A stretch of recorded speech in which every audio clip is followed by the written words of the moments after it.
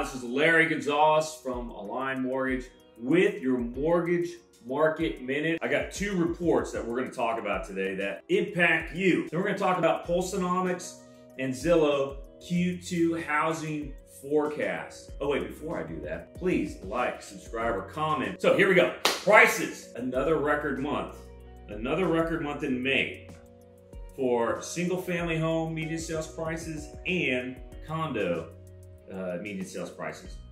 Single family home in April, new record was 1.105 million. This month it's 1.153 million. All right, that's a 17.9% increase year over year. That's insane. Condo prices, $516,500, new record.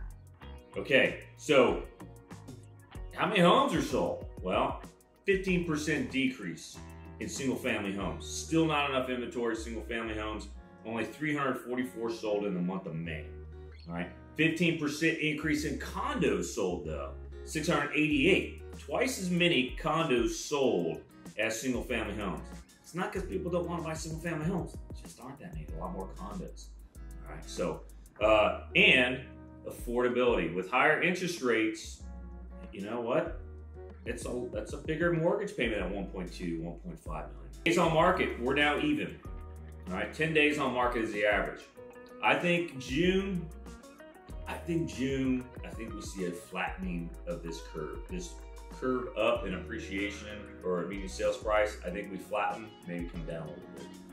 On single family homes, not so much on condos. Inventory is up, all right, almost 40% more inventory, single family homes this year over last year. All right, 40%. Inventory is down for condos at 4.5%. So fewer condos on the market than there were last year, although we are up over 2% month over month, so from the month of April. Kind of interesting to see, you got a single family homes, you have a 16% increase in the number of single family homes on the market.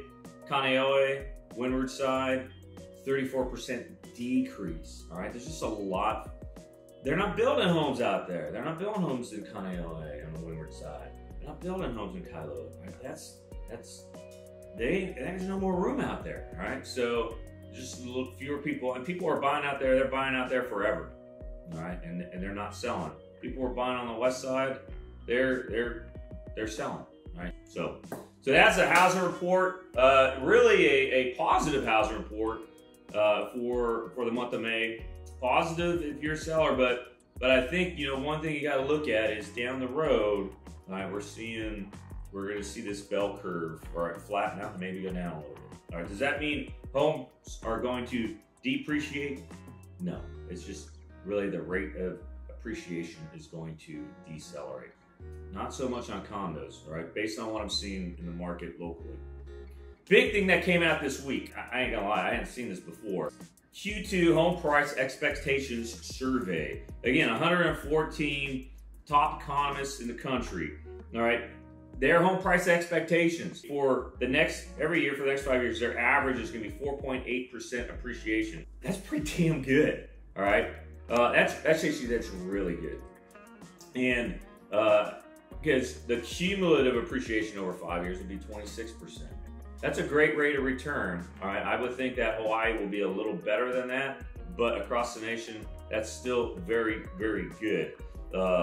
Risk outlook to housing. All right, here's an interesting one. There's a downside at 56.6%. So 56.6% of economists say there is a downside risk to housing. 14 upside. 29% say it's balanced. Okay, so what does that mean? Well, that means buying a home is a dangerous proposition. 56% think there's some danger in doing it. Are we in a housing bubble? 35% think yes, 65% think no. Law of supply and demand, all right, that is the core for economics. Ain't enough supply to meet the demand. Millennials want to buy homes. They don't want to live at home forever. No, they want to buy their own home, all right? That's not gonna change. Their desire to buy is gonna grow. Over 4 million millennials coming into that prime home buying range over the next every year. 4 million more people coming into the market. The demand is going to stay. We are not in a housing bubble. Our lending standards are still very, very strict. So we are not in a housing bubble. We are not going to achieve equality in supply and demand. It's just not going to happen. Is the Fed going to achieve a soft landing? So even fewer economists think that the Fed is going to engineer a soft landing.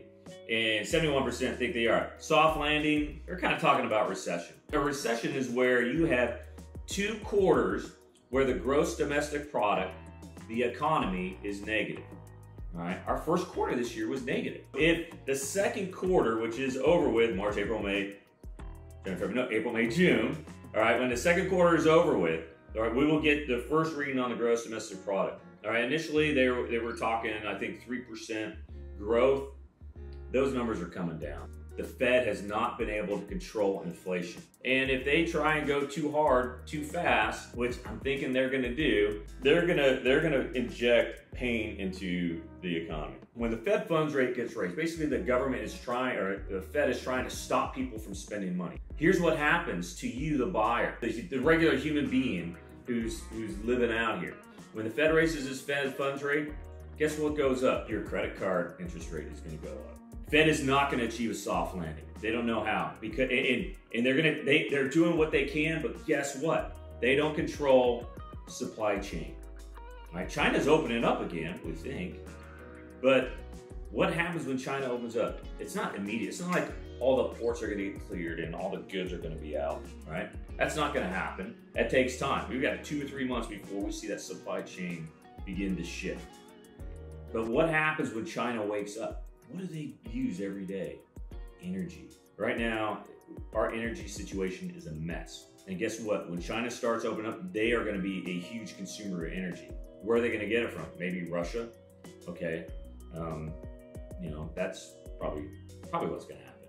But for the rest of the country, and we'll get into that in a second, the China open up is good, but there are some things that are going to be negative with that. And right now, energy is one of our biggest issues. All right, one of the biggest causes for inflation going up. The other thing is, and this is something that we're not seeing the effects of it now, but come harvest season, come wintertime, when fuel requirements go up, Europe is going to get hammered, absolutely hammered. All right, the harvest season, Europe and Africa get a lot of their food from Ukraine. It's the breadbasket, of kind of like our Midwest. Russia's not letting any of the harvests get out. All right, so you're going to see famine in Europe, and world economy. All right, one area where you have an issue or economic turmoil, it doesn't stay there. All right, there's a ripple effect, and we're going to feel that as we get into the winter. All right, energy prices will still go up because we're not taking the action to bring them down, which we can. All right, and we're not going to, we're going to spend more money to help Europe because they're our partner. All right, why do you think they come to us? Because we're their partner. All right, and we are not Russia. So that, to me, those 2 things that they don't control, the Fed doesn't control, they can raise the Fed fund rate all they want. All right, that's going to stop our economy, but there are things that are going on outside of our economy, all right, that are going to ripple effect and affect our economy. And my prediction is this second quarter is going to be negative. So that's kind of what we're looking at there with that report. To me, it's not a damning report. It's actually a pretty good report for housing, but it is a report that says, hey, proceed with caution with our economy. And in that respect, you need to proceed with caution in how you spend your other monies. But home prices will continue to go up. And I didn't even talk about it, but rent prices will go up too, especially in Oahu. So, what does this mean? How does this affect you as a buyer? That's a good question. I still think, and I've had, a lot of clients talk to me, it's too expensive. I'm like, really? What are the numbers? Well, I don't know. The rates are higher. Okay, so what are the numbers? All right. Sit down with your lender, go over your numbers. You may not buy a $700,000 condo now. Maybe it's a $600,000 condo. But in the long run, you're not going to get any appreciation on a home you're renting. Matter of fact, rent will probably go up over the course of your time renting. So that's what I got for you. If you're a buyer, don't give up. Adjust your budget. If you're a seller, it's still a great time to sell. Okay, you know, instead of making $200,000 on your property, maybe you make $150,000. Hey, you know what? Timing's everything. All right, but you've done pretty well. All right. That's all I got for you today. I hope you have a great week. Again, don't forget, like, comment, or subscribe. Have a great weekend. Aloha.